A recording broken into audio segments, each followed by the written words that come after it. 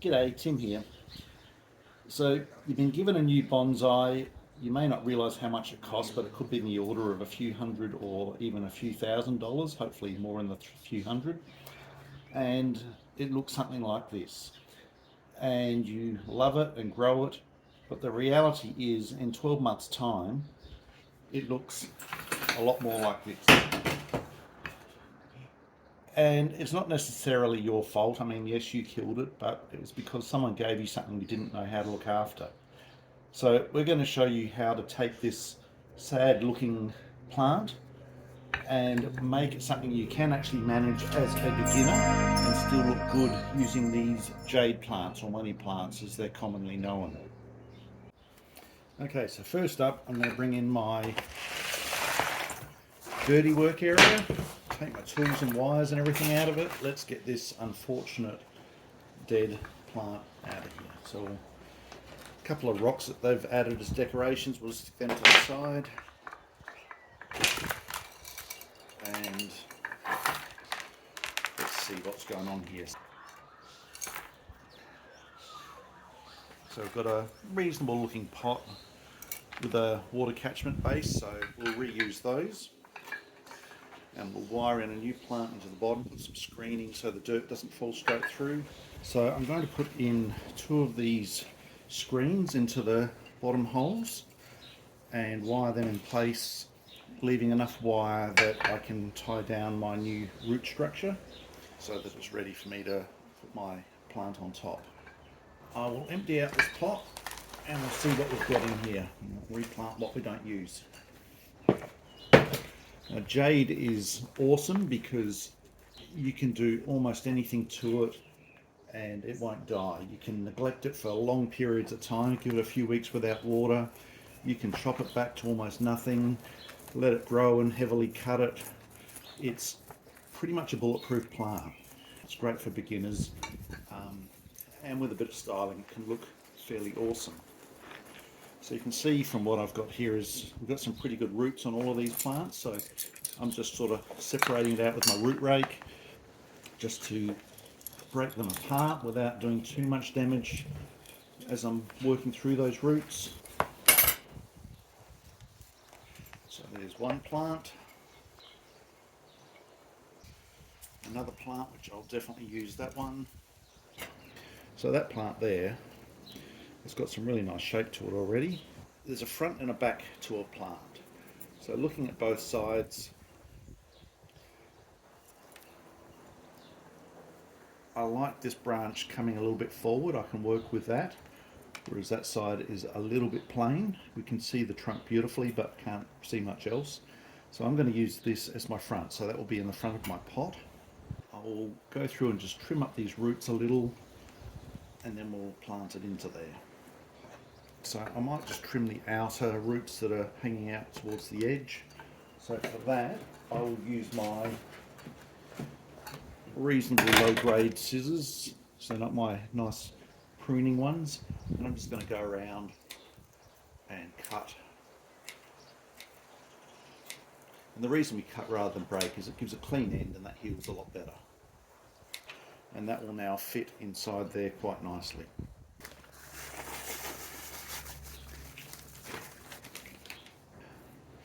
Thread these wires in through the roots. So I'm basically just twisting them down to hold the plant into place. Basically trying to lift and twist the wires as I go, just to get it nice and firm in there.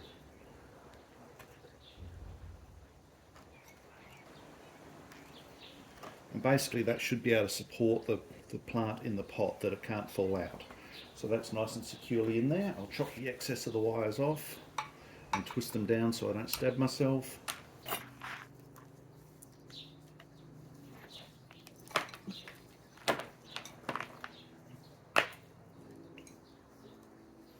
So I've got gravel and all sorts of stuff in there. I'm not really too fussed about the soil on this because I know this plant will grow almost regardless of what I do to it. And using my trusty chopstick, I will go through and sort of poke in to get the soil to settle in between those roots that were left, and that will actually help firm it up as well as get rid of some air gaps that potentially could make the roots die. Just add a little bit more soil. So as I push it in, it was already full, but pushing it in, you sort of fill up all those gaps, so you'll typically know that you're getting it in there because the soil level is dropping. So I'm trying to pick up some of the finer soils here. Alright, so I'll leave a little bit of a gap around the edges for water retention, so when I water it actually sits inside the pot. So I've got just a small lip all the way around that the water can sit in. Okay, so I've got myself some wood glue to hold the rocks down. It is literally just white glue, PVA glue. I use that for wound sealing as well as gluing down my rocks. I have a bag of white pebbles, and I'm just going to sprinkle that around the outside. I've already given this plant a little bit of water just to hold the soil in place.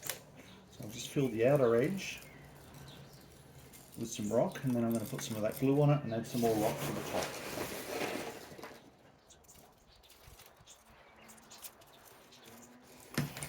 Okay, so bead of glue around it. No need to be too fussy, just don't get it on the pot, although it washes off very easily. So that will hold that in place. And I'll just put some more gravel on that, filling up into the middle.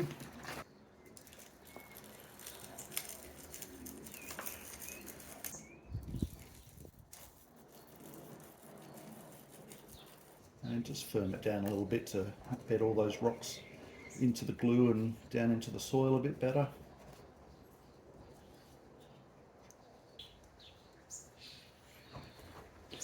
So basically I'll let that now sit and dry, and then I'll give it a good watering,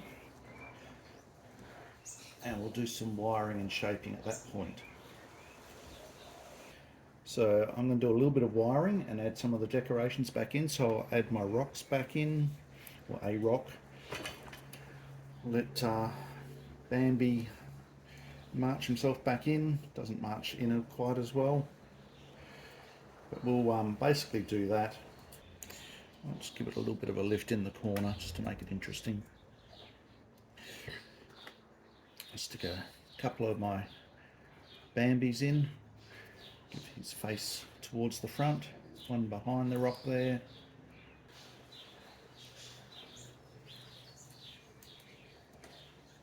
Doesn't want to go in, there we are. Again, just clean up those excess rocks.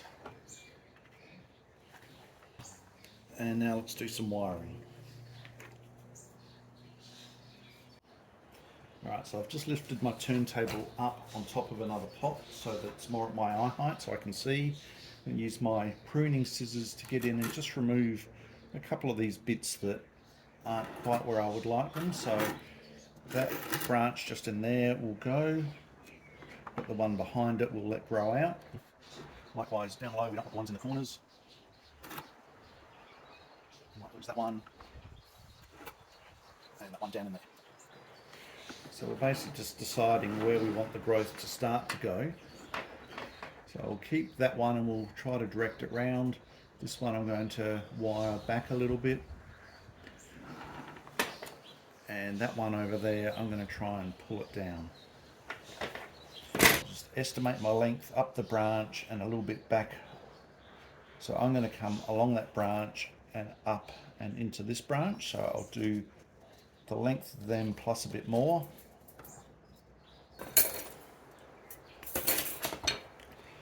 And I'm going to start by going around this thicker part just to get some bracing in place. So try to do this without breaking off branches that I plan to keep.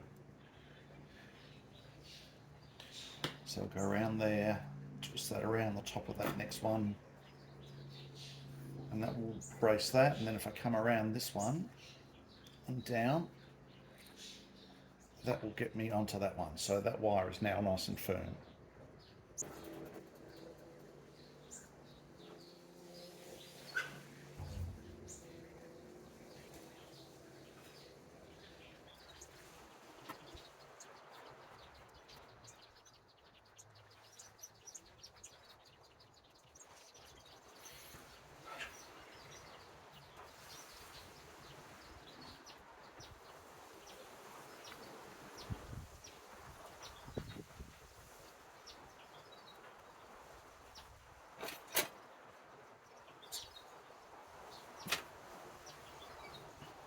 So the second one, I'm going to brace this branch.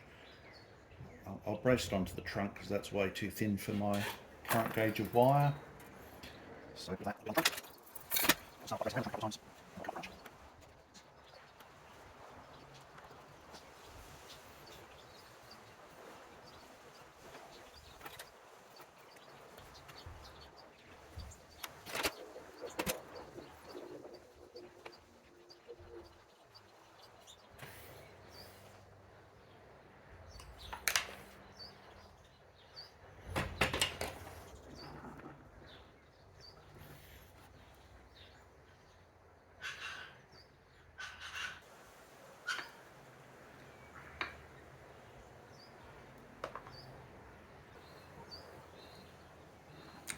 I'm not really wrapped with this bottom branch. I'm going to leave it there, but I have a feeling I will probably eventually chop that whole piece off, and I might just focus on this piece here instead. In fact, I think I'll do that right now. So I'll just make sure I leave enough wire that I can go back around the other way. So I'll just chop about there, wind this back a bit.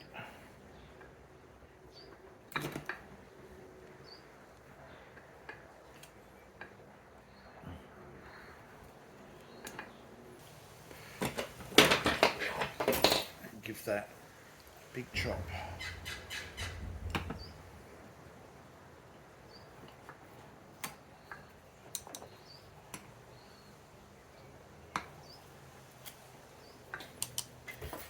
And I think that looks a lot nicer,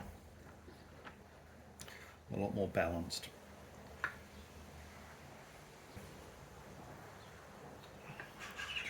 Just try and twist that around. Okay, so I'm happy with that. Just got to reseat my stones and my bambies.